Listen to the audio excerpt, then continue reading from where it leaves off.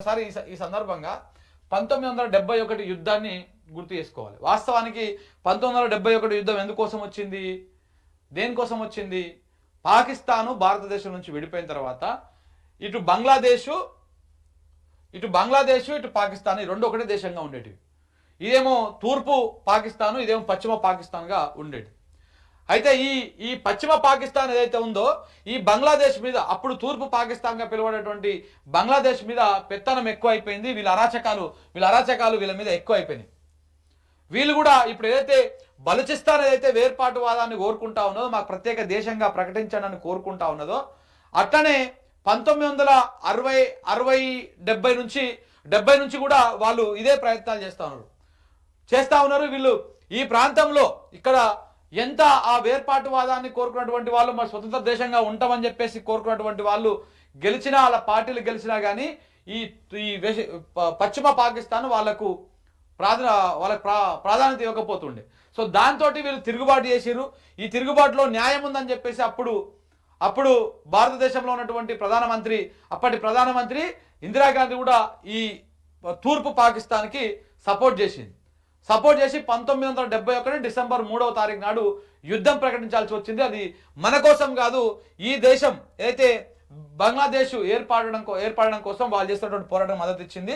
అలాగనే అప్పుడు అమెరికా అండదూసుకొని ఈ పాకిస్తాన్ రెచ్చిపోయింది, చైనా అండదూసుకొని రెచ్చిపోయింది. ఎప్పుడైతే రష్యా మన వెనకాల వచ్చిందో అప్పుడు తోక ముడుచుకొని పారిపోయారు. రెండు దేశాల మధ్య యుద్ధం జరిగినప్పుడు మేము లొంగిపోతున్నాము అని చెప్పేసి బహిరంగంగా ఒక ప్రకటన విడుదల చేసినటువంటి చరిత్ర పాకిస్తాన్కు ఉన్నది. అలా తోక ముడిచి పారిపోయారు. అప్పుడు బంగ్లాదేశ్ స్వతంత్ర దేశంగా ప్రకటించడం జరిగింది. దానికి సంబంధించినటువంటి వ్యవహారం అది. 1971లోనే మనకు ఉన్నటువంటి అప్పుడు ఆయుధాలు ఎంత, మన బలం ఎంత, ఆర్మీ మనకు ఎంత బలంగా ఉన్నది, అప్పుడు ఎన్ని ఆయుధాలు ఉన్నాయి, అప్పుడే మనం పాకిస్తాన్కి చుక్కలు చూపించినాం. అది పెద్ద మ్యాటరే కాదు. మరి ఇప్పుడు ఇంత బలంగా ఉన్నటువంటి దేశము దేశంతో పాకిస్తాన్ పెట్టుకోవడం అవసరమా ఈ సమయంలో? ఒకవేళ పెట్టుకున్నా కానీ అప్పుడు బంగ్లాదేశ్ ఏ రకంగా అయితే, అప్పుడు తూర్పు పాకిస్తాన్గా ఉన్నటువంటి బంగ్లాదేశ్ ఏ రకంగా అయితే తిరగబడ్డదో, ఇప్పుడు బలూచిస్తాన్ కూడా అలాగనే తిరగబడతా ఉన్నది పాకిస్తాన్ మీద, వీళ్ళు అరాచకాలు తట్టుకోలేక.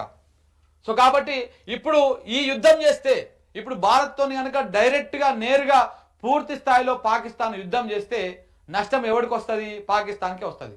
పాకిస్తాన్ ఇప్పటికీ ఒక ముక్క, తూర్పు పాకిస్తాన్ సపరేట్ బంగ్లాదేశ్గా మారిపోయింది. ఇప్పుడు బలూచిస్తాన్ కూడా ఇంకొక దేశంగా మారేటువంటి అవకాశం ఉంటుంది. పాకిస్తాన్ రెండు ముక్కలు అయిపోయి ముక్కలుగా మారేటువంటి అవకాశము స్పష్టంగా కనపడతా ఉన్నది. ఇక్కడ ప్రపంచ దేశాలు కూడా క్లియర్గా భారత్కే సపోర్ట్ చేస్తా ఉన్నాయి. ఎందుకంటే మనం దాడి చేసింది పాక్ ప్రజల మీదనో, పాక్ ఆర్మీ మీదనో, దాని మీదనో కాదు. మనం దాడి చేసింది పాక్ పెంచి పోషిస్తున్నటువంటి ఉగ్రవాద స్థావరాల మీద దాడి చేసినాం. దానికి వాళ్ళు ఏదో ఆర్మీ మీద దాడి చేసినట్టు ఫీల్ అవుతా ఉంది పాకిస్తాన్.